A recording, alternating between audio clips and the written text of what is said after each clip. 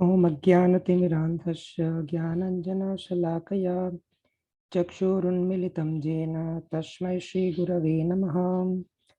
श्रीचैतन्यमनोभीष्टं स्थापितं येन भूतले स्वयं रूपकदा मह्यं ददाति स्वपदान्तिकं। वन्देऽहं श्रीगुरो श्रीयुतापदकमलं श्रीगुरून् वैष्णवांश्च श्रीरूपं साग्रजातं सहगणरघुनाथान्वितं तं सजीवं साद्वैतं सावधूतं परिजनसहितं कृष्णचैतन्यदेवं श्रीराधाकृष्णपादान् सहगणललिता श्रीविशाखान्वितांश्च नमो ॐ विष्णुपादाय कृष्णपृष्ठाय भूतले श्रीमते भक्तिवेदान्तस्वामिनिति नामिने नमस्ते सारस्वते देवे गौरवाणि प्रचारिणे निर्विशेषशून्यवादी पाश्चात्यदेशतारिणे नमो महावदन्याय कृष्णप्रेमप्रदायते कृष्णाय कृष्णचैतन्यनाम्ने गौरत्विषे नमः। हे कृष्ण करुणा सिन्धो दीनबन्धो जगत्पते गोपेश गोपिकान्त राधाकान्त नमोऽस्तुते। तप्त काञ्चन गौराङ्गी राधे वृन्दवनेश्वरी वृषभानुसुते देवी प्रणमामि हरिप्रिये नीलाचलनिवासाय नित्याय परमात्मने बलभद्रसुभद्राभ्यां जगन्नाथाय ते नमः। वाञ्छाकल्पतरुभ्यश्च कृपासिन्धुभ्य एव च पतितानां पावनेभ्यो वैष्णवेभ्यो नमो नमः। जय श्री कृष्ण चैतन्य प्रभु नित्यानंद श्री अद्वैत गदाधर शिवासादि गौरभक्तवृंद। हरे कृष्णा कृष्ण कृष्ण हरे हरे हरे राम राम राम हरे हरे। हरे कृष्णा। তো আমরা আগের দিন আলোচনা করেছিলাম কনসেপ্ট অফ ইনফিনিটি অর্থাৎ অসীমত্বের ধারণা। গাণিতিকভাবে আমরা দেখেছিলাম এবং সেখান থেকে আমরা কনক্লুশনে এসেছিলাম যে কিভাবে সসীম নাম্বারসের ক্ষেত্রে যে সমস্ত রুলস অ্যাপ্লিকেবল হয় সেগুলো অসীম নাম্বারের ক্ষেত্রে আমরা অ্যাপ্লাই করতে পারি না। সিমিলারলি নর্মাল জড়জাগতিক মানুষদের জন্য যে সমস্ত রুলস অ্যাপ্লিকেবল শ্রীকৃষ্ণের মধ্যে সেগুলোকে আমরা অ্যাপ্লাই করতে পারি না। তো আমরা বিভিন্ন অ্যাসপেক্ট আলোচনা করেছিলাম। শ্রীকৃষ্ণের জন্ম সাধারণ মানুষের থেকে ডিফারেন্ট, শ্রীকৃষ্ণের যে এজিং প্রসেস, কিভাবে কৃষ্ণ বড় হচ্ছে সেটাও ডিফারেন্ট, এবং কৃষ্ণ সম্বন্ধীয় সমস্ত কিছু ইনকনসিভেবল বা অচিন্তনীয়। শুধুমাত্র তার কৃপাতেই বা ভক্তদের সঙ্গে আমরা যদি শাস্ত্র পাঠ করি তাহলে কিছুটা আমরা বুঝতে পারি শ্রীকৃষ্ণকে। তো আজকে আমরা আলোচনা করব বিভিন্ন ঐশ্বর্য বা বিভিন্ন বিভূতি পরমেশ্বর ভগবানের। তো প্রথম দুটো চ্যাপ্টারে আমরা দেখেছি যে কিভাবে আমরা দেহ নেই আত্মা এবং শাস্ত্রের গুরুত্ব। তো এই চ্যাপ্টারে আমরা কি জানছি যে শাস্ত্রের ভিত্তিতে পরমেশ্বর ভগবান কে, তো তার বিভিন্ন রেফারেন্সেস আমরা দেখব আজকে। তো যারা পড়তে চান তারা রেজ হ্যান্ড করতে পারেন, আমি একে একে তাদের নাম ডাকবো। তো প্রথমে বলা হচ্ছে যে পরমেশ্বর ভগবানের ডেফিনেশন কি সেটা বলা হয়েছে। কঙ্কনা মাতাজি। হরে কৃষ্ণ প্রভু। হরে কৃষ্ণ। বিভিন্ন শাস্ত্রে ভগবান শ্রীকৃষ্ণের পরমেশ্বরত্ব বিশদভাবে বর্ণিত রয়েছে। পরাশর মুনি ভগবানের সংজ্ঞা দিয়েছেন, ঐশ্বর্যস্য সমগ্রস্য বীর্যস্য যশস্য শ্রিয়ঃ জ্ঞান বৈরাগ্যশ্চৈব সন্নাম ভগ ইতিরনা। পরমেশ্বর ভগবান সমগ্র ঐশ্বর্য, বীর্য, যশ, শ্রী, জ্ঞান ও বৈরাগ্যে পরিপূর্ণ এবং কেবলমাত্র ভগবান শ্রীকৃষ্ণই সম্পূর্ণরূপে এই ছটি বিভূতির অধিকারী।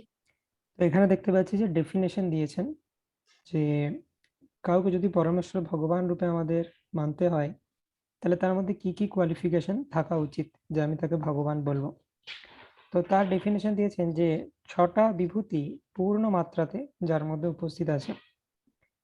তো আমরা জানি যে হিন্দুদের মধ্যে 33 কোটি দেবদেবী রয়েছেন এবং বিভিন্ন ধর্মে বিভিন্ন দেবদেবী এবং তাদের বিভিন্ন গড প্রত্যেকটা ধর্মের সেপারেটলি রয়েছে। কিন্তু অ্যাকচুয়ালি পরমেশ্বর ভগবানকে সেটা আমাদেরকে শাস্ত্রের ভিত্তিতে জানতে হবে। এমন নয় যে আমার যাকে মনে হচ্ছে, আমার যাকে ভালো লাগে সেই হচ্ছে ভগবান, বা ভগবান একই, যেই কৃষ্ণ সেই কালী, সেই দুর্গা, সেই গণেশ। তো এই ধরনের কনসেপ্ট রয়েছে। তো কলিযুগের মানুষ, তারা যেহেতু শাস্ত্র অধ্যয়ন করে না, তারা নিজের মতো ভাবে চিন্তা ভাবনা করে যে আমার মনে হয় এটা, আমার মনে হয় এটা, কিন্তু আমাদের মনে হওয়ার উপর কোনো কিছু ডিপেন্ড করে না, শাস্ত্রের ভিত্তিতে দেখতে হবে। তো সেটাই আমরা দেখছি, শাস্ত্রের ভিত্তিতে পরমেশ্বর ভগবান আমরা যাকে তাকে বলতে পারবো না। পরমেশ্বর ভগবান তাকেই বলা যাবে যে এই ছটা বিভূতি পূর্ণ মাত্রায় যার মধ্যে রয়েছে। এই ছটি বিভূতি আংশিক মাত্রায় তো জড়জগতের বিভিন্ন ব্যক্তির মধ্যেও রয়েছে। জড়জগতেও বিভিন্ন কোটিপতি ব্যক্তিরা আছে যাদের মধ্যে ঐশ্বর্য বা ধনসম্পদ রয়েছে। জড়জগতেও কিছু কিছু ব্যক্তি রয়েছেন যাদের বডিলি স্ট্রেংথ অনেক বেশি। জড়জগতেও বিভিন্ন ব্যক্তি রয়েছেন যারা অনেক ফেমাস। জড়জগতেও সুন্দর দেখতে ব্যক্তি রয়েছে, জ্ঞান সম্পন্ন ব্যক্তি রয়েছে, বৈরাগ্য সম্পন্ন ব্যক্তি রয়েছে। কিন্তু সেই ব্যক্তি যার মধ্যে এই ছটি পূর্ণ মাত্রায় আছে, মানে যার থেকে বেশি আর কারোর নেই এই ছটি বিভূতি, সে হচ্ছে পরমেশ্বর ভগবান। আমরা সমস্ত দেবদেবীর মধ্যে যদি সার্চ করে দেখি যে কার মধ্যে এই ছটি বিভূতি পরিপূর্ণ মাত্রায় রয়েছে, তিনি হচ্ছেন পরমেশ্বর ভগবান শ্রীকৃষ্ণ। তো কিভাবে শ্রীকৃষ্ণের মধ্যে পরিপূর্ণ মাত্রায় রয়েছে শুধুমাত্র বললেই তো হবে না, আমাদের জাস্টিফাই করতে হবে। যখন আমরা প্রিচিং করবো, আমরা যদি বলি যে এটা ভগবানের ডেফিনেশন এবং একমাত্র শ্রীকৃষ্ণ এই ক্যাটাগরিতে ফিট করছে, তো আমাদেরকে জাস্টিফাই করতে হবে কিভাবে কৃষ্ণের মধ্যে সমস্ত ঐশ্বর্য রয়েছে, কিভাবে সমস্ত বীর্য, সমস্ত যশ। তো সেটা পরবর্তীতে আমরা দেখতে পাচ্ছি এখানে লেখা আছে। ওকে, কঙ্কনা মাতাজি কন্টিনিউ। ঐশ্বর্য। সমস্ত ঐশ্বর্যের অধিকারী দেবী হলেন লক্ষ্মী দেবী এবং নারায়ণ বা বিষ্ণু হলেন লক্ষ্মীপতি, তাই তিনি সমস্ত ঐশ্বর্যের অধিকারী। বীর্য। মাত্র 3 মাস বয়সে শ্রীকৃষ্ণ পুতনা বধ করেন। এছাড়া পরবর্তীকালে তিনি 7 দিন ও 7 রাত ধরে গোবর্ধন পর্বতকে ধারণ করেন বাম হস্তের কনিষ্ঠ অঙ্গুলিতে, যা তার সমগ্র বীর্যের প্রমাণ দেয়। যশ। শ্রীকৃষ্ণ আজ থেকে প্রায় 5000 বছর পূর্বে এই ধরাধামে আবির্ভূত হন, কিন্তু এখনো বিশ্বজুড়ে শ্রীকৃষ্ণের পূজা করা হয়। শুধু পৃথিবী নয়, এমনকি উচ্চতর লোকগুলিতেও ভগবান শ্রীকৃষ্ণের আরাধনা করা হয়ে থাকে। এছাড়া এই 1/4 জড়জগৎকে বাদ দিলেও সৃষ্টির বাকি 3/4 চিন্ময় জগৎ, যেখানে সবাই ভগবানের শুদ্ধ ভক্ত। শ্রী। ভগবানের সৌন্দর্য অসীম, যার কাছে কোটি কোটি কন্দর্প মদনদেব এর সৌন্দর্য মলিন বলে প্রতীত হয়। ভগবান শ্রীকৃষ্ণ যেহেতু মদনদেবকেও মোহিত করতে পারেন, তাই তার এক নাম মদন মোহন। কন্দর্প কোটি কমনীয় বিশেষ শোভম। জ্ঞান। ভগবান অসীম জ্ঞানের অধিকারী, সমগ্র সৃষ্টির সবকিছু সম্পর্কে তিনি অবগত। অন্বয়াৎ ইতরতশ্চার্থেষ্বভিজ্ঞ। ভাগবত 1/1/1। এছাড়াও ভগবান শ্রীকৃষ্ণ অর্জুনকে ভগবত গীতা বলেছিলেন, যা পৃথিবীর সর্বশ্রেষ্ঠ দার্শনিক গ্রন্থ বলে বিবেচিত হয়। বৈরাগ্য। ভগবান শ্রীকৃষ্ণ পরমেশ্বর ভগবান এবং সমস্ত ঐশ্বর্যের অধিকারী হওয়া সত্ত্বেও কুরুক্ষেত্রের যুদ্ধে অর্জুনের রথের সারথি হয়েছিলেন, যা তার অনন্ত বৈরাগ্যকে প্রমাণ করে। এইভাবে আমরা দেখতে পাচ্ছি যে বিভিন্ন কোয়ালিটি, সেগুলো কিভাবে জাস্টিফাই করা হচ্ছে। তো প্রথম যে বিভূতি সেটা হচ্ছে ঐশ্বর্য। তো কৃষ্ণের কাছে সমস্ত ঐশ্বর্য আছে, এটা আমরা কিভাবে বলবো? জড়জগতে বিভিন্ন ব্যক্তিদের কাছে তারা 1 কোটি টাকার মালিক হতে পারে, কয়েকশো কোটি টাকার মালিক হতে পারে, মিলিয়নিয়ার হতে পারে, বিলিয়নিয়ার হতে পারে, কিন্তু কেউ এটা বলতে পারবে না এই জগতে যা কিছু আছে এভরিথিং বিলংস টু মি, সবকিছু আমার, এটা কেউ বলতে পারবে না। কিন্তু শ্রীকৃষ্ণ সেটা বলতে পারবে, কারণ শ্রীকৃষ্ণ হচ্ছেন লক্ষ্মীপতি। লক্ষ্মী দেবী হচ্ছেন সমস্ত ঐশ্বর্যের বা সমস্ত সম্পদের অধিষ্ঠাতা, এবং শ্রীকৃষ্ণ হচ্ছেন সেই লক্ষ্মী দেবীর প্রতি, তাই শ্রীকৃষ্ণ হচ্ছে লক্ষ্মীপতি।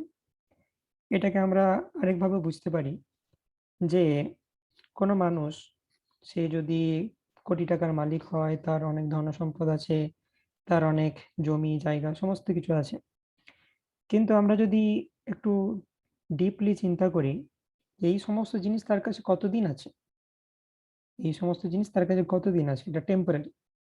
আমরা যদি একটা জায়গার কথা চিন্তা করি, পৃথিবীর বুকে বিভিন্ন জায়গা, বিভিন্ন মানুষ তারা ক্লেম করছে এই জায়গাটা আমার, ওই জায়গাটা আমার, কিন্তু এটা কতদিন তার? 20 বছর, 30 বছর, যখন থেকে কিনলো 50 বছর, সেই জায়গাটা তার, দলিল রয়েছে, সেই তার রয়েছে। এবং সে যখন মারা যাবে তখন কি হবে? তখনও কি সে ক্লেম করতে পারবে জায়গাটা আমার? না, তার ছেলের হাতে ট্রান্সফার হবে বা অন্য কেউ কিনে নিতে পারে সেই জায়গাটা। এই জড়জগতে মালিকানা চেঞ্জ হয় কোন একটা জায়গার বা যে কোনো ধন সম্পদের। ধন সম্পদ, সোনা দানা, মণিমাণিক্য, যতদিন মানুষ বেঁচে থাকে সে বলতে পারে এগুলো আমার, কিন্তু বাকিরা তার মৃত্যুর পর সেটা তাকে অন্যদের হাতে দিতেই হবে। তো এইভাবে চেঞ্জ হতে থাকে মালিকানা। আবার আরেক রকম দৃষ্টিভঙ্গিতে আমরা দেখতে পারি, একটা ট্র্যাক্ট অফ ল্যান্ড বা একটা জায়গা কোনো মানুষ বলতে পারে যে সেটা আমার। ঠিক আছে, মানুষের সমাজে এই জিনিসটাকে কিভাবে দেখা হয়, যে যার কাছে দলিল রয়েছে এই জায়গাটা তার, এটা মানুষের সমাজে। ঠিক আছে, তো যার কাছে দলিল রয়েছে সেই জায়গাটার লোকজন বলবে হ্যাঁ এই জায়গাটা হচ্ছে এনার। তার কাছ থেকে কেউ কিনতে পারে, তার মৃত্যুর পর সেটা তার ছেলের হাতে ট্রান্সফার হতে পারে, সেটা অন্য কথা। কিন্তু মনুষ্য সমাজে দলিল অনুযায়ী মানে নির্ধারণ করা হয় জায়গাটা কার। কিন্তু আমরা যদি একই জিনিস সেটা অন্য কোনো প্রাণী বা অন্য কোনো যে পশু গোষ্ঠী তাদের দৃষ্টিভঙ্গিতে দেখি, তাহলে কি হবে? তাহলে আমরা দেখব যে একটা কুকুর, সে কি চিন্তা করে? সে চিন্তা করছে এই জায়গাটা আমার, এই জায়গাতে অন্য কোনো কুকুর যেন ঢুকতে না পারে, কেউ ঢুকলে আমি তাকে ঘেউ ঘেউ করে বের করে দেবো। সে কুকুর কিন্তু এটা কনসিডার করে না যে এই জায়গাটা হচ্ছে কোনো একটা মানুষই, সে চিন্তা করে এই জায়গাটা আমার, আমার এলাকাতে অন্য কোনো কুকুর যেন না ঢুকে। তাহলে একই জায়গা মনুষ্য সমাজে কোনো ব্যক্তি ভাবছে আমার জায়গা, পশু সমাজে কোনো পশু ভাবছে আমার জায়গা, কিন্তু অ্যাকচুয়ালি এদের কারোরই সেই জায়গাটা নয়, কারণ সেটা টেম্পোরারি। একটা মানুষ মনে করছে এই জায়গাটা আমার, সেই জায়গাতে একটা ঘর বানালো, ভূমিকম্প হলো, ঘর ভেঙে পড়ে গেল, তাহলে সেই জায়গায় এই ঘরটা আমার, সেটা চিরকালের জন্য তার নয়, সেটা কন্ডিশনালি রয়েছে। পরমেশ্বর ভগবান যতদিন অ্যালাউ করছেন ওই জায়গায় তোমার ঘর থাকবে, ওই জায়গাটা তোমার থাকবে ততদিন তোমার। মানে যেমন পরমেশ্বর ভগবানের সমস্ত কিছু উনি লিজ দিয়ে রেখেছেন, যে হ্যাঁ আমি 20 বছরের জন্য তোমাকে লিজ দিচ্ছি, এই জায়গাটা তুমি বলতে পারো তোমার। কিন্তু উনি যখন চাইবেন, ইচ্ছা করলে সমস্ত কিছু সম্পত্তি বাজেয়াপ্ত করতে পারেন। যখন প্রলয় হয় তখন কেউ বলতে পারবে না এই জায়গাটা আমার, ওই জায়গাটা আমার, এভরিথিং গেটস ডিস্ট্রয়েড। তাহলে কে সেই ব্যক্তিত্ব? সমস্ত সম্পদ, সমস্ত জায়গা জমি, সবকিছু তার, এটা একমাত্র পরমেশ্বর ভগবান শ্রীকৃষ্ণের, সেটা আমরা বলতে পারি। আদারওয়াইজ কোনো ব্যক্তি চিরকাল বলতে পারবে না এই জায়গাটা আমার। এই যে পৃথিবী, সেই পৃথিবী কোথায় রয়েছে? ভূমণ্ডলে রয়েছে। আমাদের যে ইউনিভার্স বা ব্রহ্মাণ্ড, তার মধ্যে 14 ভুবন রয়েছে। 14 ভুবনের একদম মাঝে রয়েছে ভূমণ্ডল। ভূমণ্ডলের উপরে রয়েছে ভুবরলোক, স্বরলোক, মহরলোক, জনলোক, তপলোক, সত্যলোক। নিচে রয়েছে অতল, বিতল, মহাতল, রসাতল, পাতাল। তো এই যে সমস্ত 14 ভুবন রয়েছে, তার ভূমণ্ডলের মধ্যেও বিভিন্ন দ্বীপ রয়েছে, বিভিন্ন সাগর রয়েছে, প্রিয়ব্রত মহারাজ সৃষ্টি করেছিলেন। তো ডিটেলস রয়েছে শ্রীমদ্ ভাগবতের 5th ক্যান্টোতে। তার মাঝে হচ্ছে জম্বুদ্বীপ, সেই জম্বুদ্বীপের মধ্যে 9টা বর্ষ রয়েছে। তার দক্ষিণতম বর্ষ হচ্ছে ভারতবর্ষ, সেই ভারতবর্ষের দক্ষিণতম খণ্ড হচ্ছে ভারতখণ্ড, সেক্ষেত্রে সেটা হচ্ছে পৃথিবীর লোকেশন। তো সেই পৃথিবীতে কোনো জমি জায়গা সম্পত্তি কোনো সাধারণ মানুষ ক্লেম করছে যেগুলো আমার, কিন্তু পরমেশ্বর ভগবান হচ্ছে এই সমস্ত কিছু গোটা বিশ্ব চরাচরের মালিক। কারণ সমস্ত ব্রহ্মাণ্ড কার থেকে সৃষ্টি হয়েছে? কারণোদকোষের বিষ্ণুর থেকে। এবং কারণোদকোষের বিষ্ণু সে কে? সে হচ্ছে শ্রীকৃষ্ণের অংশের অংশের অংশ। তো আমরা জানি শ্রীকৃষ্ণের প্রথম এক্সপানশন হচ্ছেন বলরাম, বলরাম থেকে আসা আদি চতুর্ভুজ, বাসুদেব, শঙ্কর্ষণ, প্রদ্যুম্ন, অনিরুদ্ধ। সেই শঙ্কর্ষণ থেকে, যে আদি চতুর্ভুজের যে শঙ্কর্ষণ তাকে বলে মূল শঙ্কর্ষণ। এই মূল শঙ্কর্ষণ থেকে আসে নারায়ণ, নারায়ণ থেকে আসে দ্বিতীয় চতুর্ভুজ, আবার বাসুদেব, শঙ্কর্ষণ, প্রদ্যুম্ন, অনিরুদ্ধ। এই দ্বিতীয় চতুর্ভুজের যে শঙ্কর্ষণ তাকে বলে মহাশঙ্কর্ষণ। মহাসংকর্ষণ থেকে আসে কারণদক্ষসায়ী বিষ্ণু, কারণদক্ষসায়ী বিষ্ণু থেকে আসে গর্ভদক্ষসায়ী বিষ্ণু, গর্ভদক্ষসায়ী বিষ্ণু থেকে আসে ক্ষীরদক্ষসায়ী বিষ্ণু। তো কারণদক্ষসায়ী বিষ্ণুর দেহ থেকে কোটি কোটি ব্রহ্মাণ্ড নির্গত হয়। কারণদক্ষসায়ী বিষ্ণু যখন নিঃশ্বাস ত্যাগ করেন কোটি কোটি ব্রহ্মাণ্ড তার দেহ থেকে নির্গত হয়, এবং যতক্ষণ কারণদক্ষসায়ী বিষ্ণু নিঃশ্বাস ত্যাগ করছেন ততক্ষণ এই ব্রহ্মাণ্ডগুলো থাকে। উনি যখন আবার নিঃশ্বাস গ্রহণ করছেন সমস্ত ব্রহ্মাণ্ড তার দেহের মধ্যে প্রবেশ করে যায়। তাহলে সমস্ত ব্রহ্মাণ্ড কার থেকে সৃষ্টি হচ্ছে? কারণদক্ষসায়ী বিষ্ণু। এই কারণদক্ষসায়ী বিষ্ণু হচ্ছে শ্রীকৃষ্ণের অংশের অংশের অংশ। তো এই কারণদক্ষসায়ী বিষ্ণুর থেকে যে কোটি কোটি ব্রহ্মাণ্ড সৃষ্টি হলো, প্রত্যেকটি ব্রহ্মাণ্ডের মধ্যে কে প্রবেশ করেন? গর্ভদক্ষসায়ী বিষ্ণু।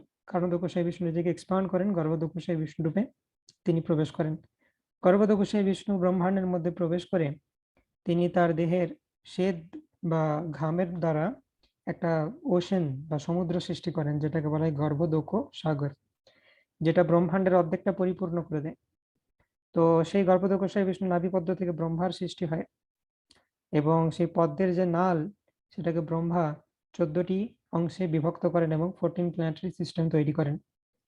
এই 14 প্ল্যানেটারি সিস্টেম তৈরি করার জন্য সমস্ত ইনগ্রেডিয়েন্টস বা উপাদান এবং জ্ঞান গর্ভদক্ষসায়ী বিষ্ণু ব্রহ্মাজিকে প্রদান করেন, এবং তার ফলে ব্রহ্মাজি এই সমস্ত কিছু সৃষ্টি করেন। তাহলে আমরা পুরো ক্রিয়েশনের প্রসেস থেকে কি বুঝতে পারি? যে এই সমস্ত কিছু কার? এই সমস্ত কিছু হচ্ছে পরমেশ্বর ভগবান। তাই তিনি একমাত্র বলতে পারেন যে আমি হচ্ছি সমস্ত ঐশ্বর্যের অধিকারী। বাকিদেরকে 5, 10, 15, 20 বছরের জন্য জাস্ট লিজ দেওয়া আছে। তো এইভাবে আমরা প্রমাণ করতে পারি যে শ্রীকৃষ্ণ হচ্ছেন পরমেশ্বর ভগবান, যার কাছে সমস্ত ঐশ্বর্য রয়েছে। বীর্য আমরা যদি দেখি যে শ্রীকৃষ্ণ বিভিন্ন লীলার মাধ্যমে তার স্ট্রেংথ ডিসপ্লে করেছেন। মাত্র যখন 3 মাস বয়স তখন তিনি পুতনাকে বধ করেন। পুতনা 18 মাইলস লম্বা ছিল। তো সেটা আমরা কখনো চিন্তাই করতে পারবো না। 12 মাইলস বা 18 কিলোমিটার্স। আমরা কখনো চিন্তাই করতে পারবো না যে কোনো 3 মাসের শিশু এরকম পুতনার মতো একজন রাক্ষসীকে বধ করতে পারে। এবং শুধুমাত্র তাকে বিরাট ফাইট করতে হয়নি, খুব ইজিলি শ্রীকৃষ্ণ পুতনাকে বধ করেছিলেন। গোবর্ধন পর্বতকে 7 দিন 7 রাত ধারণ করেছিলেন। জড়জগতের কোনো যারা বডি বিল্ডার, তারা কোনো জিনিসকে যদি আমরা তারা কয়েক সেকেন্ডের জন্য ভার উত্তোলন করতে তাদের অবস্থা খারাপ হয়ে যায়। শুধু তাই না, আমরা যদি আমাদেরকে বেশি ভার উত্তোলন করতে হবে না, আমরা যদি সামান্য একটা খুব লাইট ওয়েট অবজেক্টকে কিছুক্ষণ ধরে রাখি তাহলে কি হয়? বায়োলজিক্যাল প্রসেস রয়েছে আমাদের হাতে, মাসেলসে ল্যাকটিক অ্যাসিড সেগুলো সঞ্চয় হবে, এবং কিছুক্ষণ পর আমরা হালকা জিনিসটাকেও ধরে রাখতে পারবো না, খুব ভারী মনে হবে। What to speak of Govardhan পর্বত। কিন্তু শ্রীকৃষ্ণ তা করতে পারেন, কারণ সমস্ত কিছু শ্রীকৃষ্ণের আন্ডারে কার্য করছে। যেমন আমরা দেখেছিলাম ফার্স্ট চ্যাপ্টারে যে আইজাক নিউটন বলছেন যে আমি অভিকর্ষ বা মহাকর্ষ এটা আবিষ্কার করেছি। আবিষ্কার করা মানে কিন্তু সৃষ্টি করা নয়। পরমেশ্বর ভগবান তিনি সৃষ্টি করেছেন এই নিয়ম যে একটা বস্তু অপর বস্তুকে আকর্ষণ করবে। আর আমি শুধু আবিষ্কার করেছি, মানে এই প্রপার্টিটা আমি ডিসকভার করেছি বা আমি খুঁজে বের করেছি যে হ্যাঁ এটা হয়, এবং তারা কত বল দিয়ে নিজেদেরকে আকর্ষণ করবে এই সমস্ত কিছু সূত্র আমাদের দিয়েছেন। কিন্তু নিউটন বলছে আমি কিন্তু এটা সৃষ্টি করিনি, আমি শুধু আবিষ্কার করেছি। পরমেশ্বর ভগবান তিনি সৃষ্টি করেছেন, এবং যেহেতু তিনি সৃষ্টি করেছেন তার হাতেই কন্ট্রোল রয়েছে। তিনি তার যে সৃষ্টি করা অভিকর্ষ সূত্র সেটাকে লঙ্ঘনও করতে পারেন। তাই কৃষ্ণ যদি চায় তাহলে গোবর্ধন পর্বত যে অঞ্চলে রয়েছে সেখানে অভিকর্ষকে তিনি নালিফাই করতে পারেন। এবং লীলাতে অ্যাকচুয়ালি সেরকম ভাবে এক্সপ্লেন করা হয়। শ্রীকৃষ্ণ যখন গোবর্ধন পর্বতকে তোলেন তখন গোবর্ধন পর্বতকে তাকে হাতে করে তুলতে হয়নি কষ্ট করে। গোবর্ধন পর্বত এমনি উঠে গেছিল, অর্থাৎ সেখানে গ্র্যাভিটি জিরো হয়ে গেছিল। শ্রীকৃষ্ণ যখন তার বাঁ হাতের কনিষ্ঠ অঙ্গুলিতে গোবর্ধনকে ধারণ করেছেন, সমস্ত বৃন্দাবনবাসী তারা দেখতে পাচ্ছিলেন যে শ্রীকৃষ্ণের আঙ্গুল এবং গোবর্ধন পর্বতের মধ্যে গ্যাপ রয়েছে। অর্থাৎ শ্রীকৃষ্ণ গোবর্ধন পর্বতকে উত্তোলন করতে হচ্ছিল না, তাকে গোবর্ধন পর্বত এমনি উত্তোলিত হয়ে গেছিল। কারণ পরমেশ্বর ভগবান যেটা ইচ্ছা করেন সেটা অটোমেটিক্যালি হয়ে যাবে, ভগবানকে করতে হবে না। শ্বেতশতর উপনিষদে বলা হচ্ছে নতস্য কার্যম কারণম চ বিদ্যতে না তৎসমশ্চব্যধিকশ্চ দৃশ্যতে পরস্য শক্তির বিবিধাইব শ্রূয়তে স্বাভাবিকী জ্ঞান বল ক্রিয়া চ।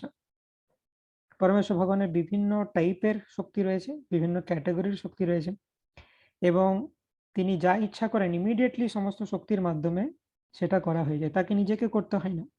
জ্ঞান শক্তি, বল শক্তি, ক্রিয়া শক্তি, তো এরকম বিভিন্ন শক্তি রয়েছে। তো সেরকম ভগবান যখনই ইচ্ছা করেন যে গোবর্ধন পর্বত উত্তোলিত হোক, অটোমেটিক্যালি উত্তোলিত হবে, গ্র্যাভিটি অটোমেটিক্যালি নালিফাই হয়ে যাবে, তাকে হাতে করে তুলতে হবে না। তো উপনিষদে সেজন্য বর্ণনা করা হচ্ছে যে উপনিষদে একটা কোয়েশ্চেন আছে যে কিভাবে এই জগৎ সৃষ্টি হলো, কিভাবে জগৎ সৃষ্টি হলো। তো এক্সপেক্টেড অ্যান্সার হচ্ছে সেখানে ইলাবোরেট প্রসেসে বর্ণনা থাকবে যে এইভাবে প্রথমে এই হলো, তারপরে সেই হলো, তারপরে ফিজিক্সের ল অনুসারেই আমরা দেখতে পেলাম যে অ্যাটমস, পরমাণু এলো, তারপরে অণু এলো, তারা নিজেদের মধ্যে কম্বাইন করে এই জগৎ সৃষ্টি করলো। নো, এরকম ডেসক্রিপশন নেই উপনিষদে।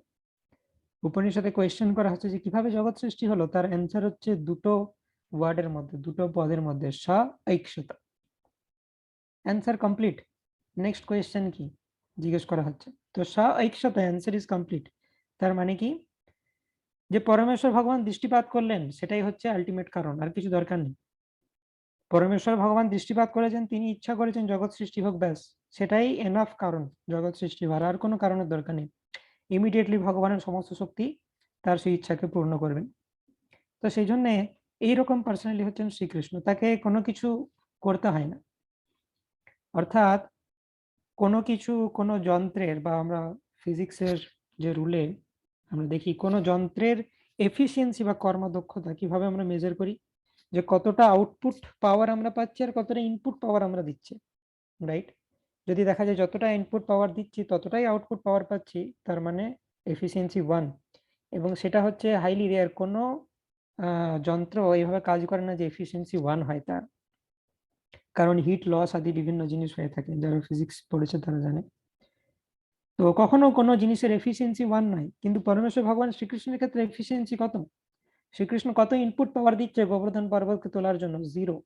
আর আউটপুট পাওয়ার কত, সেখানে আমরা দেখতে পাবো billions and trillions of joule লাগবে গোবর্ধন পর্বতকে উত্তোলন করতে।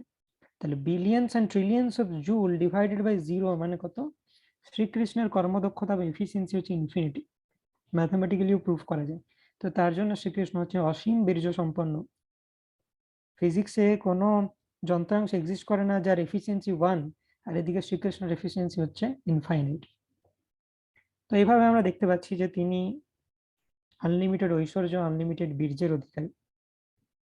এখানে দুটো এক্সাম্পল দেওয়া হয়েছে, আরো অনেক লীলা করেছেন শ্রীকৃষ্ণ যেগুলো থেকেও তার অনন্ত বীর্যের পরিচয় পাই আমরা। যশ, শ্রীকৃষ্ণ আজ থেকে 5000 বছর পূর্বে আবির্ভূত হন, কিন্তু বিশ্ব জুড়ে শ্রীকৃষ্ণের পূজা করা হয়। শুধু এমন নয় যে শ্রীকৃষ্ণ যখন থেকে আবির্ভূত হয়েছেন তারপর থেকে শ্রীকৃষ্ণের পুজো করা হচ্ছে, তার আগের থেকেও শ্রীকৃষ্ণের পুজো করা হচ্ছে। সত্য যুগেও শ্রীকৃষ্ণের পূজা করা হতো, ত্রেতা যুগেও শ্রীকৃষ্ণের পূজা করা হতো, দ্বাপর যুগে তিনি আবির্ভূত হয়েছেন। কারণ কালের যে প্রবাহ সেটা হচ্ছে সাইক্লিক, সত্য ত্রেতা দ্বাপর কলি, সত্য ত্রেতা দ্বাপর কলি, এরকম ভাবে চলতে থাকে।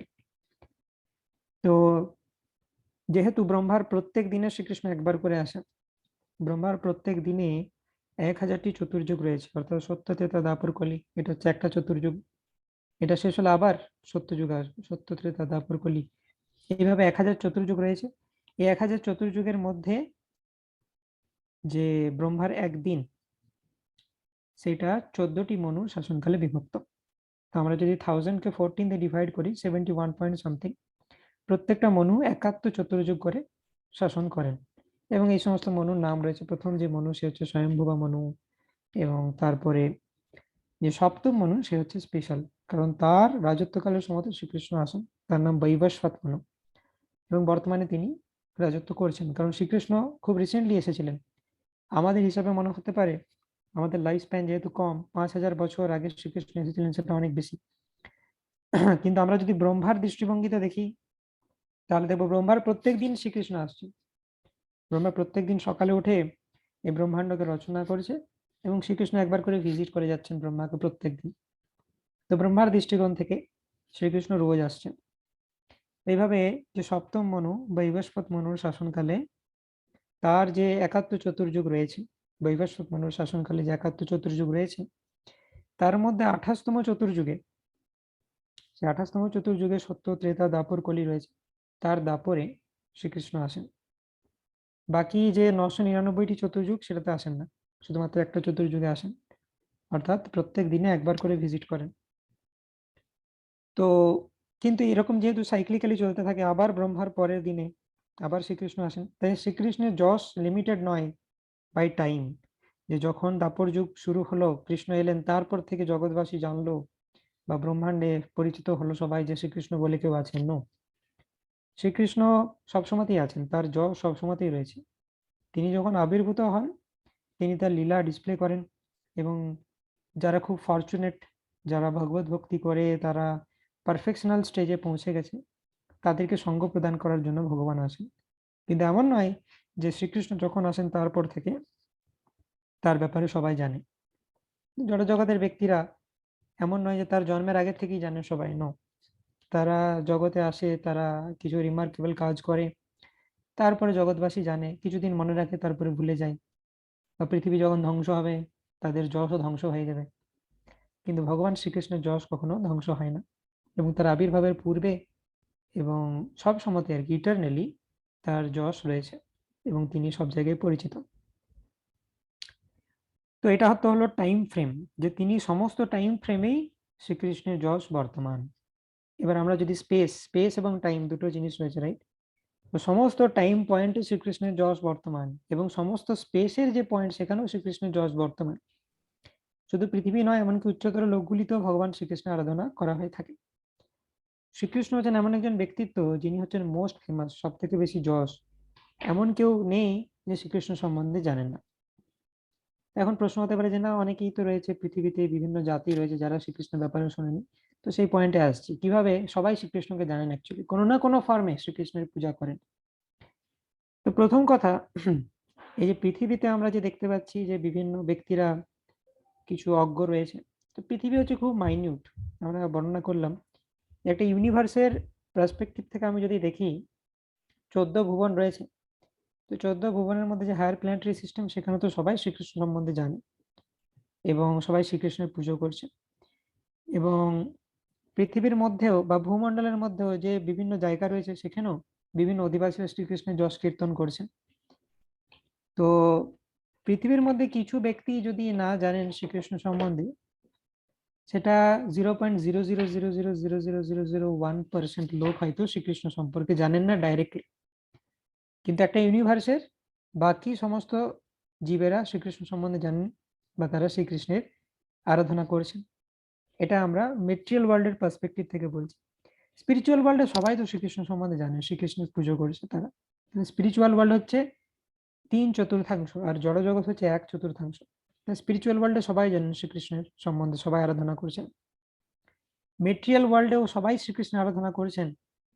কিছু মানুষ হয়তো যারা অজ্ঞানতার অন্ধকারে রয়েছে, তারা শ্রীকৃষ্ণ সম্বন্ধে জানে না, কিন্তু তারাও কোনো না কোনো ফর্মে ভগবানকে বিশ্বাস করেন। এমন ব্যক্তির কে খুঁজে বের করা খুব ডিফিকাল্ট যে শ্রীকৃষ্ণকে কোনো না কোনো ফর্মে পুজো করে না। বিভিন্ন ধর্মাবলম্বী মানুষ, তারা ভগবানকে অন্য নামে ডাকেন, কিন্তু তারা ভগবানকে তো ডাকছেন, আর ভগবান তো একজনই শ্রীকৃষ্ণ, তাই তারাও ভগবান শ্রীকৃষ্ণকে মানেন। এবং আমরা যদি নাস্তিকদের কথা বলি, যে কিছু নাস্তিক তারা ভগবানের অস্তিত্বে বিশ্বাস করেন, এটা নিয়ে আমরা আগের সেশন আলোচনা করেছি যে অ্যাকচুয়ালি নাস্তিক বলতে কেউ নেই। তারা দেখানোর জন্য বিভিন্ন যুক্তি প্রপোজ করে, কিন্তু হৃদয়ের অভ্যন্তরে তারাও জানে। যেমন নিউটন এবং তার নাস্তিক বন্ধুর গল্প আমরা দেখেছি। সে লোককে দেখাচ্ছে যে আমি নাস্তিক, আমি ভগবানে বিশ্বাস করি না। কিন্তু নিউটন যখন বলছে যে এই সোলার যে মডেল, সৌরজগতের যে মডেল, এটা অটোমেটিক্যালি ঘুম থেকে আমি উঠলাম আর একদিন এখানে চলে এলো, তখন সেই নাস্তিক বন্ধু কি বলছে, যে তুমি কি আমাকে বোকা পেয়েছো যে এটা অটোমেটিক্যালি চলে এসেছে, আমি বিশ্বাস করব? কিন্তু নিউটন তখন বলছে, তুমি দেখো একটা সামান্য টয় মডেল সোলার সিস্টেমের, সেটা অটোমেটিক্যালি এসেছে, যেটা বিশ্বাস করতে চাইছো না, কিন্তু তুমি এটা বিশ্বাস করে নিয়েছো যে সমস্ত যে অ্যাকচুয়াল সৌরজগৎ সেটা অটোমেটিক্যালি এসেছে। এই নাস্তিকদের লজিকের মধ্যে কোনো সাবস্টেন্স নেই। তারা নিজেদেরকে নাস্তিক বলে প্রতীত করলেও তারা অ্যাকচুয়ালি জানে কোনো কিছু অটোমেটিক্যালি হওয়া সম্ভব নয়, নিশ্চয়ই কোনো ক্রিয়েটার রয়েছে। তারা হয়তো নিজেরাও সেটা জানেন না যে হৃদয়ের অভ্যন্তরে তারা সেটা বিশ্বাস করেন। তারা হয়তো ভাবছেন আমি ভগবানে বিশ্বাস করি না, কিন্তু অ্যাকচুয়ালি সে ভগবানে বিশ্বাস করে। কারণ এমন কোনো কিছুতে কেউ বিশ্বাস করে না যে অটোমেটিক্যালি হচ্ছে সমস্ত কিছু। তো এইভাবে আমরা যদি অ্যানালিসিস করি, তাহলে শ্রীকৃষ্ণ সম্বন্ধে সবাই জানেন, তার যশ প্রত্যেকটি জায়গাতে ইউনিভার্সের সমস্ত সৃষ্টির সমস্ত জায়গায় সমস্ত জীব শ্রীকৃষ্ণ সম্পর্কে জানেন। তো সেটা হচ্ছে শ্রীকৃষ্ণের যশ। এবং ভগবানের শ্রী সৌন্দর্য হচ্ছে অসীম, যার কাছে কোটি কোটি কন্দর্প বা মদন দেব তার সৌন্দর্য মলিন বলে প্রতীত হয়। কন্দর্প বা মদন দেব বা কিউপিড, সে কি করে? গড অফ লাভ বলা হয়। কিউপিড বা এই কন্দর্পের দ্বারা সমগ্র জগৎ মোহিত। সমগ্র জগতে সবাই লাস্টের দ্বারা অ্যাফ্লিক্টেড হয় ডিউ টু দিস কিউপিড। কিন্তু সেই মদনদেব যখন ভগবান শ্রীকৃষ্ণকে দেখেন তখন তিনি মোহিত হয়ে যান। কন্দর্প কোটি কমনীয় বিশেষ শোভম বেনুম ক্বনন্তমরবিন্দ দলায়তাক্ষম বরহাবতম সমশিতম বুধ সুন্দরাঙ্গম কন্দর্প কোটি কমনীয় বিশেষ শোভম গোবিন্দমাদি পুরুষম তমহম ভজামি। তো কোটি কোটি কন্দর্প বা কামদেব বা মদনদেব, তিনিও তাদের সৌন্দর্যকে আমরা কম্বাইন করি তাহলে সেটা শ্রীকৃষ্ণের সৌন্দর্যের 1%ও হবে না। তো সেই জন্য শ্রীকৃষ্ণ হচ্ছেন সব থেকে বেশি সুন্দর। এই জগৎ যার দ্বারা মোহিত হয় মদন দেব, শ্রীকৃষ্ণ তাকে মোহন করতে পারেন বা মোহিত করতে পারেন, তাই শ্রীকৃষ্ণের নাম হচ্ছে মদন মোহন। নেক্সট হচ্ছে জ্ঞান। ভগবান অসীম জ্ঞানের অধিকারী, সমস্ত সৃষ্টির সবকিছু সম্পর্কে তিনি অবগত। শ্রীমদ্ ভাগবতের প্রথম শ্লোকেই সেখানে পরমেশ্বর ভগবানের ডেফিনেশন দেওয়া হয়েছে যে জন্মাদ্যস্য ততন্বায়াদিতরতশ্চ অর্থেষু অভিজ্ঞস্বরাট।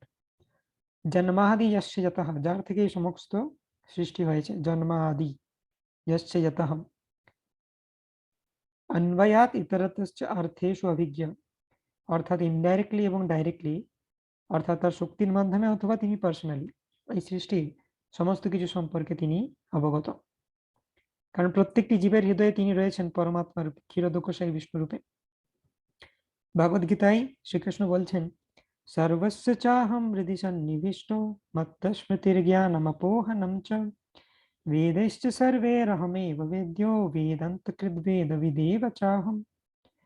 প্রত্যেকটি জীবের হৃদয়ে পরমাত্মা রূপে তিনি রয়েছেন এবং প্রত্যেকটি অনুপরমাণুর মধ্যেও তিনি রয়েছেন। ব্রহ্মসংহিতায় বলা হচ্ছে एकोऽप्यसौ रचयितुं जगदण्डकोटिं यच्शक्तिरस्ति जगदण्डचयायदन्तः अण्डान्तरस्थ परमाणुचयन्तरस्थं গোবিন্দমাদিপুরুষম তমহম ভজামি। তো প্রত্যেকটি অনুপরমাণুর মধ্যে শ্রীকৃষ্ণ রয়েছেন এবং প্রত্যেকটি জীবের হৃদয়ে শ্রীকৃষ্ণ রয়েছেন। এমন কোনো জায়গা নেই যেখানে শ্রীকৃষ্ণ নেই।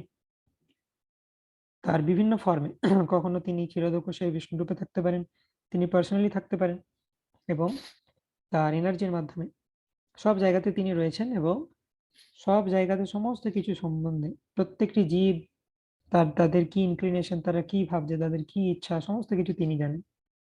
তো অ্যাকচুয়ালি আমরা যে ভগবানকে প্রে করি, তো ভগবানকে নিজের জন্য প্রার্থনা করার দরকার নেই। ভগবান অ্যাকচুয়ালি জানেন যে আমরা কি চাই এবং আমাদের জন্য কোনটা বেস্ট সেটা তিনি করবেন। তাই নিজের জন্য ভগবানের কাছে প্রার্থনা করার খুব একটা মানে হয় না। অন্যান্য ভক্তদের জন্য আমরা প্রার্থনা করতে পারি এবং আমরা যখন তাদের জন্য প্রার্থনা করি আমরা কৃপা লাভ করি গুরুদেবের জন্য এবং অন্যান্য ভক্তদের জন্য। তো এইভাবে শ্রীকৃষ্ণ সমস্ত কিছু সম্বন্ধে অবগত, প্রত্যেকটি জীব সম্পর্কে অবগত, তাদের কি কি স্বভাব, ইনক্লিনেশন, এবং প্রত্যেকটি স্থান সেখানে শ্রীকৃষ্ণ রয়েছেন। এবং শ্রীকৃষ্ণ যে অর্জুনকে ভগবদ গীতা বলেছিলেন, মাত্র 48 মিনিটে তিনি সমস্ত কিছু সামারাইজ করে দিলেন। ভগবদ গীতায় যে জ্ঞান রয়েছে সেটা হচ্ছে আলটিমেট। এই জগতে যে বিভিন্ন ধরনের জ্ঞানের অন্বেষণ, সেগুলোর উদ্দেশ্য কি? প্রত্যেকটি জীব ফান্ডামেন্টালি তারা খুশি হতে চায়, তারা এই জড়জগৎকে ভোগ করে সুখ লাভ করতে চায়, কিন্তু তারা এটা জানে না যে কিভাবে করব। তাই বিভিন্ন প্রকার জ্ঞানের অন্বেষণ হচ্ছে। জড়জগতে জ্ঞানের উদ্দেশ্যটা এটাই যে আমি কিভাবে সুখী হব।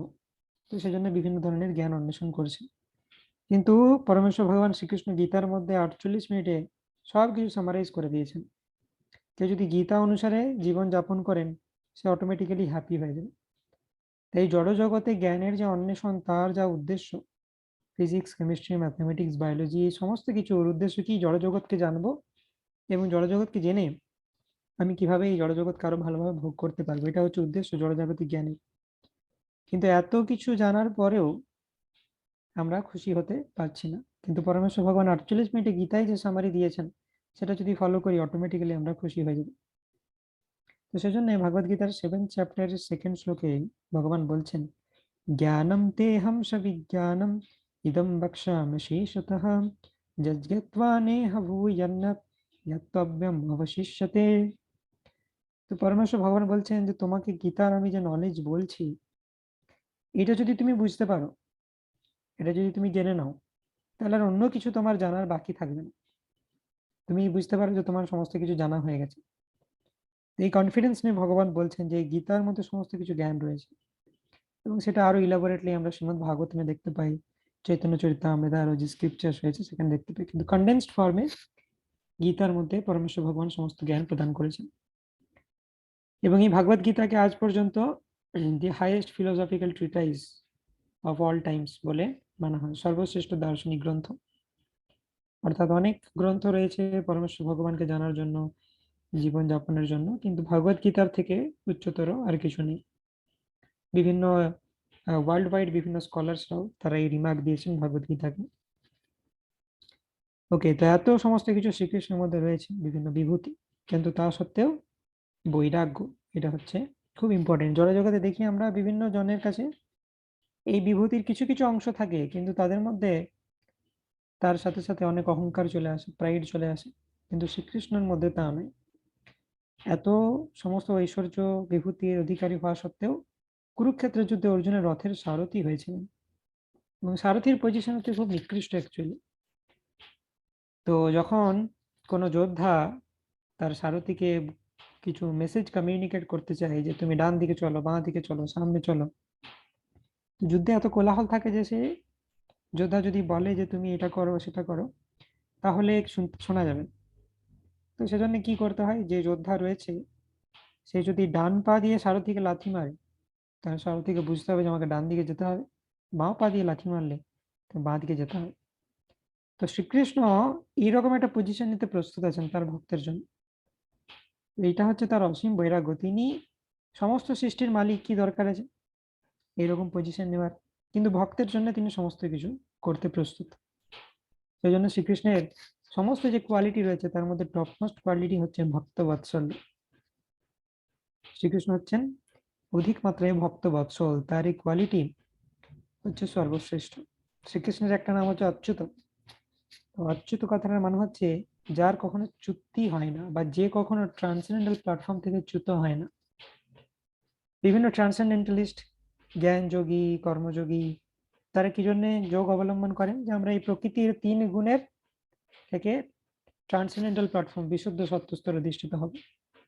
যতক্ষণ না কেউ ভগবানের ভক্তি করছে সে বিশুদ্ধ সত্য স্তরে অধিষ্ঠিত হতে পারবে না, কিছুক্ষণের জন্য থাকবে, আবার তাকে নেমে আসতে হবে প্রকৃতির 3 গুণে। তো সেই জন্য শ্রীমদ্ ভাগবতে বলা হচ্ছে আরুহ্য কৃচ্ছেন পরম পদম তথা পতন্তি অধ অনাদৃত যুষ্মদংঘ্রে। অনেক যোগ অভ্যাস করে আমরা সেই পরম পদম অর্থাৎ ট্রান্সেন্ডেন্টাল প্ল্যাটফর্মে যেতে পারি, কিন্তু আমরা যদি পরমেশ্বর ভগবানের ভক্তি না করি, রাধা কৃষ্ণের ভক্তি না করি, তাহলে আমাদেরকে আবার নেমে আসতে হবে। কিন্তু শ্রীকৃষ্ণ সর্বদাই ট্রান্সেন্ডেন্টাল বা বিশুদ্ধ সত্যস্তরে অধিষ্ঠিত, তার কখনো চ্যুতি হয় না, সে কখনো প্রকৃতির 3 গুণের আন্ডারে আসে। এবং সেই স্তরে থাকার জন্য শ্রীকৃষ্ণকে ভক্তি করার দরকার নেই অটোমেটিক্যালি, কারণ সে হচ্ছে ভগবান। ভক্তরা তো ভক্তির মাধ্যমে সেই স্তরকে লাভ করে, কিন্তু শ্রীকৃষ্ণ অটোমেটিক্যালি সেই স্তরে থাকে, তার কখনো চ্যুতি হয় না। এটা হচ্ছে একটা আন্ডারস্ট্যান্ডিং অচ্যুত কথাটা। আরেকটা আন্ডারস্ট্যান্ডিং হচ্ছে যিনি কখনো ভক্তের প্রতি তার কৃপা প্রদর্শন করতে চ্যুত হন না, তাকে বলা হচ্ছে অচ্যুত। তো যখন ভগবত গীতার শুরুতে আমরা দেখি যে অর্জুন শ্রীকৃষ্ণকে বলছেন যে এই যে দুই পক্ষের যে সৈন্য রয়েছে তার মাঝে আমার রথকে নিয়ে যাও, আমি দেখতে চাই দুই পক্ষে কারা কারা আমার সাথে যুদ্ধ করতে এসেছে। তো অর্জুন তখন জানে না যে কৃষ্ণ হচ্ছে ভগবান। তো অর্জুন বলছেন সেনায়োর উভয়োর মধ্যে রথম স্থাপয়ামি অচ্যুতা। তো এখানে তাৎপর্য ছিল প্রভুপাদ ব্যাখ্যা করছেন অচ্যুত কথাটা, যে যিনি তার ভক্তের প্রতি কৃপা প্রদর্শন করতে চ্যুত হন না, সেই জন্য তার নাম অচ্যুত। তো ভক্তের জন্য তিনি সমস্ত কিছু, তার যে বিভূতি সেটাকে ত্যাগ করতে প্রস্তুত আছে, দিয়ে তিনি একটা হাম্বল রোল নিতে প্রস্তুত। যখন রাজস্বীয় স্যাক্রিফাইস করেছিলেন যুধিষ্ঠির মহারাজ, তখন সেই সময়তে বিভিন্ন জনকে বিভিন্ন সেবা দিচ্ছিলেন তিনি। তুমি গেস্ট রিসেপশন করো, তুমি যজ্ঞের দিকটা দেখবে, তুমি এই দেখবে সেই দেখবে। তো শ্রীকৃষ্ণ সেখানে কি সেবা নিয়েছিলেন, যে যে সমস্ত গেস্টরা আসবেন তাদের পদধৌত করা এবং তাদের জুতো নিয়ে ঠিকঠাক ভাবে সেগুলোকে সাজিয়ে রাখা, এই সেবা নিয়েছেন। তো ভক্তের জন্য শ্রীকৃষ্ণ এই ধরনের রোল প্লে করতেও তিনি কুণ্ঠাবোধ করেন না, যেটা তার অসীম বৈরাগ্যকে সিগনিফাই করে। তো এইভাবে আমরা দেখতে পাচ্ছি যে এই যে পরমেশ্বর ভগবানের ডেফিনেশন দিয়েছেন পরাশর মুনি, সেটা অ্যাবসলিউটলি ফিট করছে শ্রীকৃষ্ণকে, অন্য কোনো দেবদেবীর ক্ষেত্রে সেটা ফিট করে না। সেই জন্য শ্রীকৃষ্ণ হচ্ছেন পরমেশ্বর ভগবান। তো অনেকেই আবার এইটা নিয়ে কনফিউজ থাকেন যে ব্রহ্মা বিষ্ণু মহেশ্বর তিনজন রয়েছেন, তো এদের মধ্যে অনেকে কনসিডার করে থাকেন, ম্যাক্সিমাম কনফিউশন এটা নিয়ে হয় যে কেউ মনে করে থাকেন ব্রহ্মা ভগবান, কেউ মনে করে থাকেন শিব ভগবান, কেউ মনে করেন বিষ্ণু ভগবান। তো ম্যাক্সিমাম যেহেতু কনফিউশন এদের মধ্যে রয়েছে, তো আমরা তাদের মুখ থেকে শ্রবণ করি তারা কি বলছেন, ব্রহ্মা কি বলছেন, শিবজি কি বলছেন, আর বিষ্ণু কি বলছেন, তাহলে জিনিসটা ক্লিয়ার হয়ে যাবে। তো নেক্সট কে রেজন করেছিলেন, পড়তে পারেন।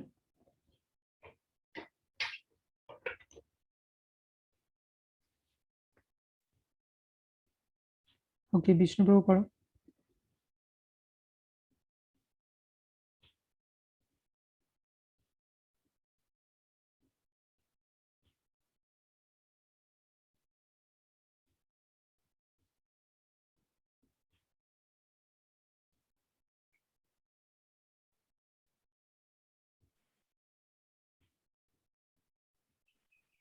ঋষিরাজ প্রভু, ওকে। হরে কৃষ্ণ প্রভু, দণ্ডবত প্রণাম। শ্রীকৃষ্ণের পরমেশ্বরত্বের শাস্ত্রীয় প্রমাণ। ব্রহ্মার অভিমত। ব্রহ্মা হলেন সৃষ্টির আদি জীব ও শ্রেষ্ঠ জীব। হরে কৃষ্ণ প্রভু। সমস্ত দেবতাদের মধ্যে প্রধান। 1 নম্বর ব্রহ্ম সংহিতা 5:1। ঈশ্বর পরম কৃষ্ণ সচ্চিদানন্দ বিগ্রহ অনাদিরাদি গোবিন্দ সর্বকারণ কারণম।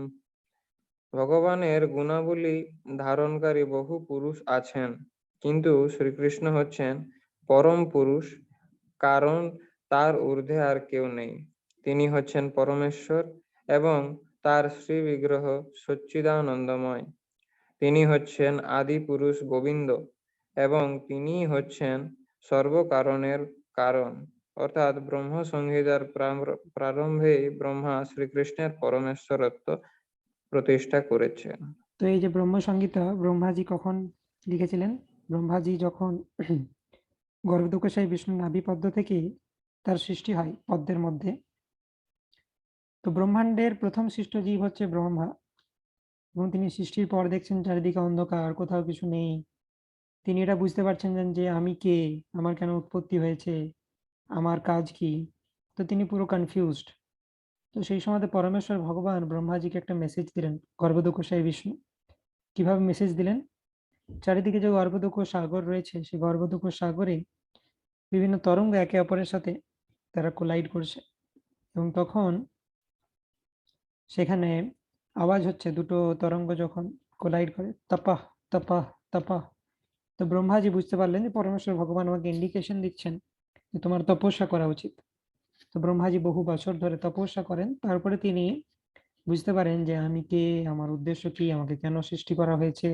পরমেশ্বর ভগবানকে বুঝতে পারেন, পরমেশ্বর ভগবানের ধামকে দেখতে পান। তো তারপরে তিনি ব্রহ্ম সংগীতা রচনা করেন। সেই জন্য ব্রহ্ম সংগীতার শুরুতেই 5.20 name Brahma Samhita 5th chapter from 29th verse onward আমরা দেখি স্পিরিচুয়াল ওয়ার্ল্ডের ডেসক্রিপশন রয়েছে। চিন্তামণি প্রকর্ষদ্ম সুকল্প বৃক্ষম লক্ষাবৃতেষু সুরভীরভিপালযন্তম। পরমেশ্বর ভগবানের যে দিব্য ধাম, সেটার বর্ণনা করতে শুরু করে। তো সেই সমস্ত বর্ণনার প্রারম্ভে প্রথমেই তিনি এটা ক্লিয়ার করে দিচ্ছেন যে ঈশ্বর পরমা কৃষ্ণ সচ্চিদ আনন্দ বিগ্রহ অনাদিরাদির গোবিন্দম সর্বকারণ কারণম। তো আমরা দেখছিলাম যে এই তিনজনের মধ্যে অনেকের কনফিউশন থাকে, ব্রহ্মা, বিষ্ণু, মহেশ্বর। তার মধ্যে ব্রহ্মাজি প্রথমেই, তার ব্রহ্ম সংহিতার শুরুতেই তিনি কি বলছেন, যে পরমেশ্বর হচ্ছেন শ্রীকৃষ্ণ, সেটাতে কোনো সন্দেহ নেই। এবং তিনি আরেকটা মিসকনসেপশন, দুটো মিসকনসেপশন তিনি ক্লিয়ার করে দিচ্ছেন ইন দ্য ফার্স্ট ভার্স। কারণ যদি এই মিসকনসেপশন গুলো থাকে তাহলে ব্রহ্ম সংহিতা কেউ বুঝতেই পারবে না। প্রথম মিসকনসেপশন হচ্ছে যে অন্য কেউ ভগবান নয়, পরমেশ্বর ভগবান হচ্ছে শ্রীকৃষ্ণ।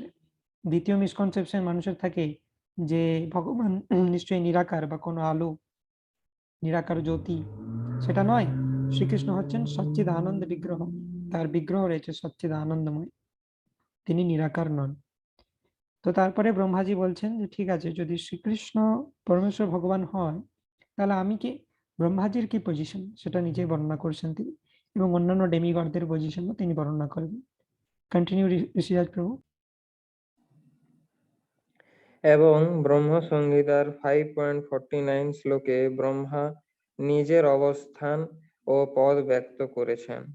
ভাস্মন্যথাস্ম সকলেষু নিজেষু তেজঃ স্বীয়ং কিয়ৎ প্রকটতয়ত্যপি যদ্বদত্র ব্রহ্মায় এষ জগদণ্ডবিধানকর্তা গোবিন্দমাদিপুরুষং তমহং ভজামি। সূর্য যেমন সূর্যকান্ত আদি মণি সমূহে নিজ তেজ কিছু পরিমাণে প্রকট করেন, তেমনি বিভিন্ন অংশ স্বরূপ ব্রহ্মা, যার থেকে শক্তি প্রাপ্ত হয়ে ব্রহ্মাণ্ডের বিধান করেন, সেই আদি পুরুষ গোবিন্দকে আমি ভজনা করি। অর্থাৎ কৃষ্ণকে সূর্যের সাথে তুলনা করা হয়েছে এবং ব্রহ্মা নিজেকে সূর্যকান্ত মণির সঙ্গে তুলনা করেছেন, এবং কৃষ্ণের শক্তির প্রভাবেই ব্রহ্মা এই ব্রহ্মাণ্ডের সৃষ্টিকর্তা রূপে পরিচিত। তো লোকজন চিন্তা করতে পারেন যে ব্রহ্মাজি তিনি হচ্ছেন বিধাতা, তিনি হচ্ছেন সৃষ্টিকর্তা। কিন্তু ব্রহ্মাজিকে যদি জিজ্ঞেস করা হয়, তিনি কি বলছেন, আমি হচ্ছি সূর্যকান্ত মণির মতো, যে সূর্যের আলো প্রতিফলিত করে। সূর্য হচ্ছে, সূর্যের সাথে কাকে তুলনা করা যায়, শ্রীকৃষ্ণকে। তিনি হচ্ছেন অরিজিনাল সোর্স অফ লাইট। আমি তার থেকে কিছু শক্তি নিয়ে এই জগৎকে রিক্রিয়েট করছি। শ্রীমদ্ ভাগবতমে রয়েছে, যখন ব্রহ্ম নারদ সংবাদ, সেখানে নারদ মুনি ব্রহ্মাজিকে জিজ্ঞেস করছেন যে ব্রহ্মাজি, আপনাকে দেখা যায় যে আপনি সবসময় ধ্যান করেছেন, আপনি তো পরম সৃষ্টিকর্তা, তো আপনি কেন ধ্যান করেছেন? এমন কি কেউ রয়েছে যে আপনার থেকেও সুপ্রিম? তো নারদ মুনি অবভিয়াসলি জানেন যে পরমেশ্বর ভগবানকে, এমনটা হতে পারে না যে নারদ মুনি পরমেশ্বর ভগবানকে সেটা না জেনেই নারদ মুনি হয়ে গেছেন, এটা কখনো হতে পারে না।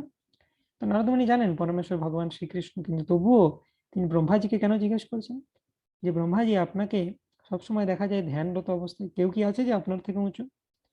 তিনি এই জন্য প্রশ্ন করছেন যে ব্রহ্মাজি নিজে যখন বলবেন সেটা শাস্ত্রে রেকর্ড হবে সেই কথাটা, এবং সেই শাস্ত্র যখন অল্প বুদ্ধি সম্পন্ন মানুষেরা পড়বে তাদের মিসকনসেপশন দূর হবে যে ব্রহ্মাজি সৃষ্টি করলেও তিনি পরম সৃষ্টিকর্তা নন, তিনি গৌণ সৃষ্টিকর্তা, এবং কৃষ্ণ হচ্ছেন পরম সৃষ্টিকর্তা। সেই জন্য ব্রহ্মা যাতে নিজের মুখে সেটা স্বীকার করেন তাই প্রশ্ন করেছেন।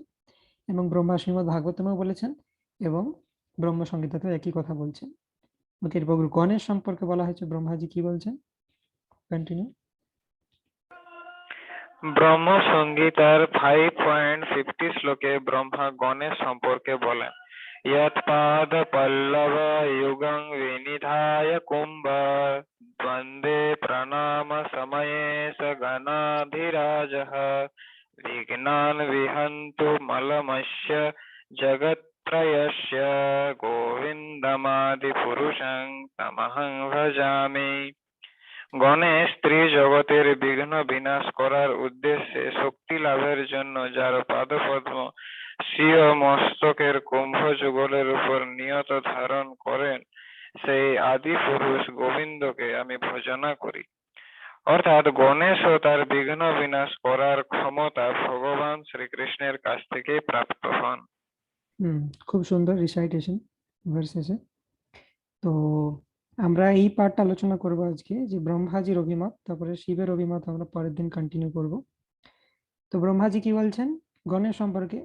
শুধু তার সম্বন্ধে নয়, বিভিন্ন দেবদেবীর সম্পর্কে তিনি বলছেন যে এরা কেউই পরমেশ্বর ভগবান নয়, যেটা বিভিন্ন মানুষের কনফিউশন থাকতে পারে। তো যারা এই ধরনের কথা বলেন তাদেরকে আমরা এগুলো কোট করতে হবে। এই শ্লোকগুলো যে ব্রহ্মসংহিতা পড়েছেন আপনি, আপনি যে বলছেন এই ভগবান সে ভগবান, সেটা তো আপনার নিজের অভিমত, কিন্তু আপনার অভিমত সেটা তো গ্রাহ্য করা হবে না, শাস্ত্রে কি বলা হচ্ছে সেটা দেখতে হবে। তো যখন আমরা এগুলো কোট করব তখন আমাদের প্রিচিং অথরিটি আসবে। শিল প্রভুপাদ বলতেন যে আমার প্রত্যেকটি শিষ্যকে লয়ারের মতো ভাবা উচিত।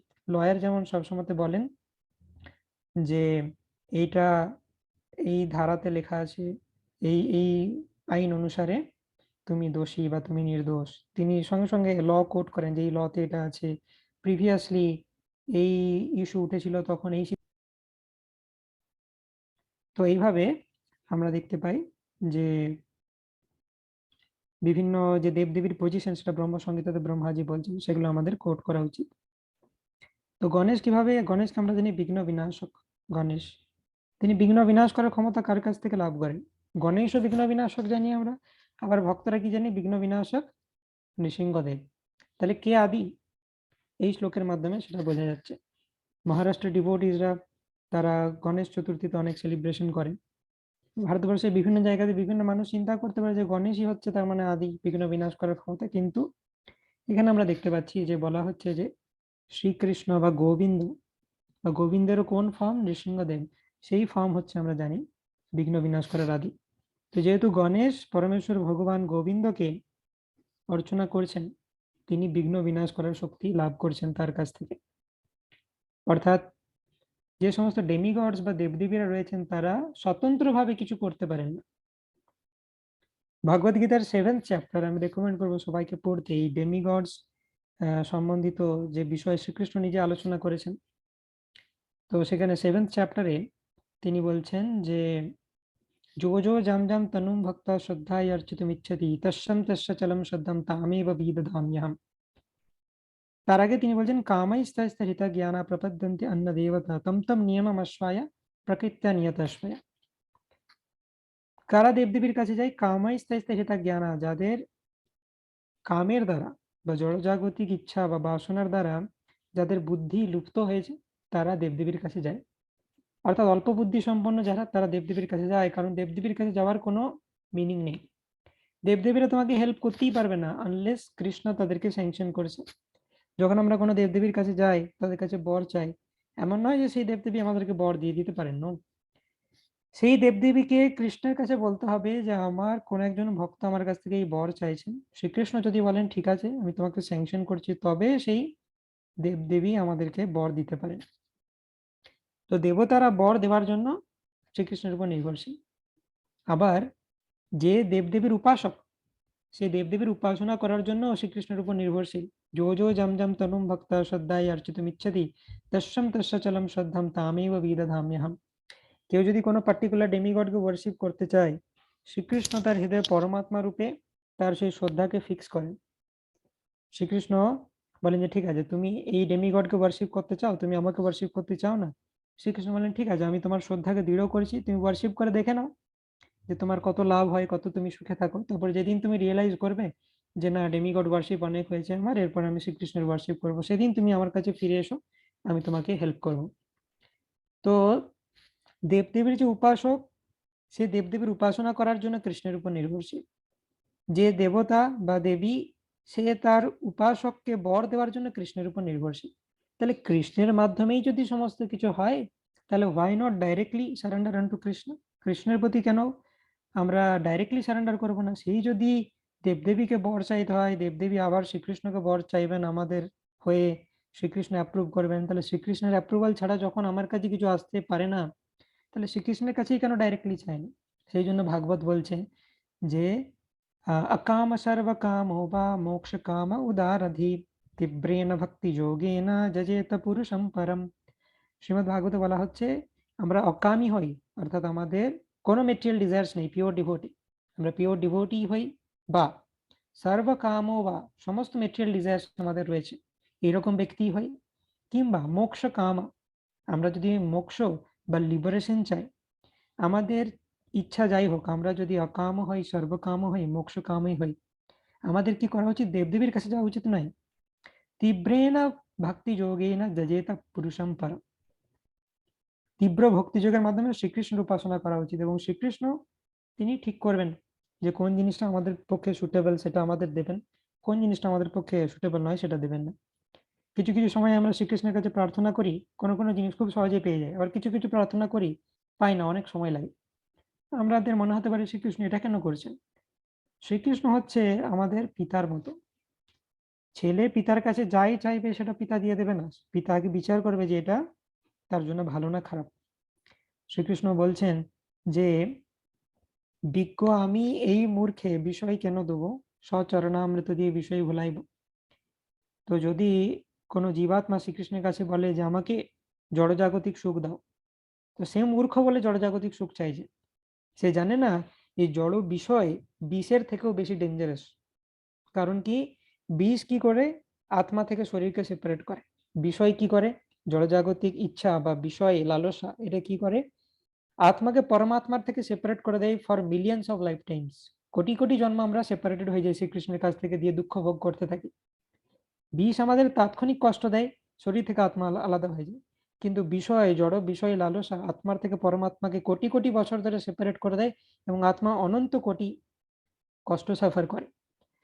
তো কোনো জীব যদি শ্রীকৃষ্ণের কাছে এসে বলে আমাকে বিষয় দাও, তাহলে শ্রীকৃষ্ণ বলছে সে মূর্খ হতে পারে, তাই বিষের থেকেও ডেঞ্জারাস এই বিষয়কে চাইছে আমার কাছ থেকে, কিন্তু আমি তো বিজ্ঞ, আমি তাকে বিষয় কেন দেবো, আমি তাকে সচরণামৃত দিয়ে বিষয় ভুলাইব। নিজের কৃপা দিয়ে, নিজের ভক্তের সঙ্গ দিয়ে এই বিষয় থেকে তার যে মোহ সেটাকে আমি নষ্ট করব। তাই সব থেকে সেফ হচ্ছে মনের যা ইচ্ছা যে শ্রীকৃষ্ণের কাছে প্রকাশ করো। যদি সেই ইচ্ছাটা ভালো হয় শ্রীকৃষ্ণ তিনি পূর্ণ করবেন, আর যদি সেই ইচ্ছাটা আমাদের জন্য খারাপ হয় তিনি সেটা পূর্ণ করবেন না, তিনি সেই ইচ্ছাটাকে দূর করে দেবেন আমাদের হৃদয় থেকে। তাই শ্রীকৃষ্ণের উপাসনা করা হচ্ছে সব থেকে সেফ। ওকে, লাস্ট শ্লোক, শিব সম্বন্ধে ব্রহ্মা কি বলছেন সেটা পড়ে আমরা আজকের আলোচনা সমাপ্ত করব। ঋষিরাজ প্রভু। ব্রহ্ম সংহিতার 5.45 শ্লোকে ব্রহ্মা শিবের সম্পর্কে বলেন, ক্ষীরং যথা দধি বিকার বিশেষ যোগাৎ সঞ্জায়তে নাহি ততঃ পৃথগস্তি হেতো यः सम्भूतामपि तथा समुपैति कार्याद् গোবিন্দমাদিপুরুষং তমহং ভজামি। দুধ যেমন বিকার বিশেষের যোগে দই হয়ে যায়, তবু কারণ রূপ দুধ থেকে পৃথক তত্ত্ব হয় না, সেরূপ যিনি কার্যবশত সম্ভূতা প্রাপ্ত হন, সেই আদিপুরুষ গোবিন্দকে আমি ভজনা করি। অর্থাৎ শিব ভগবান বিষ্ণুর একটি রূপান্তর, যার মাধ্যমে এই জড়জগতের সংহার কার্য সম্পাদিত হয়। দই যেমন দুধে পরিণত হতে পারে না, কিন্তু দুধ থেকে দই রূপান্তর সম্ভব, একইভাবে বিষ্ণু থেকে শিব রূপান্তর সম্ভব হলেও শিব বিষ্ণুতে পরিণত হয় না। শিব হলেন বৈষ্ণব শ্রেষ্ঠ, বৈষ্ণবানাম যথাশম্ভু। শ্রীমদ্ ভাগবত দ্বাদশ স্কন্ধ 13 অধ্যায় 16 নম্বর শ্লোক। ব্রহ্মার মধ্যে 50টি গুণ রয়েছে, শিবের মধ্যে 55টি, ভগবান বিষ্ণুর মধ্যে 60টি এবং ভগবান শ্রীকৃষ্ণের মধ্যে সম্পূর্ণ 64টি গুণ বর্তমান। সুতরাং শিব পরমেশ্বর নন, তিনি পরমেশ্বর ভগবান শ্রীকৃষ্ণের শ্রেষ্ঠ ভক্ত। তো এখানে শিব সম্পর্কে বলা হচ্ছে, অনেকে মনে করে থাকেন শিব হচ্ছে পরমেশ্বর ভগবান, কিন্তু আমরা দেখছি শিব হচ্ছে ভগবান বিষ্ণুর একটি রূপান্তর। এই জড়জগতের সাথে ভগবান বিষ্ণু ডাইরেক্টলি ডিল করেন না, তিনি রূপান্তরিত হন শিবে, এবং শিবের মাধ্যমে তিনি এই জড়জগৎকে ডিল করেন, জড়জগতের ধ্বংস করেন, মায়ের সাথে অ্যাসোসিয়েট করেন। তো সেই জন্য তিনি শিবে পরিণত হন। কিন্তু দুধ থেকে দই সম্ভব হয়, বিষ্ণু থেকে শিব সম্ভব হয়, কিন্তু শিব থেকে বিষ্ণু সম্ভব নয়।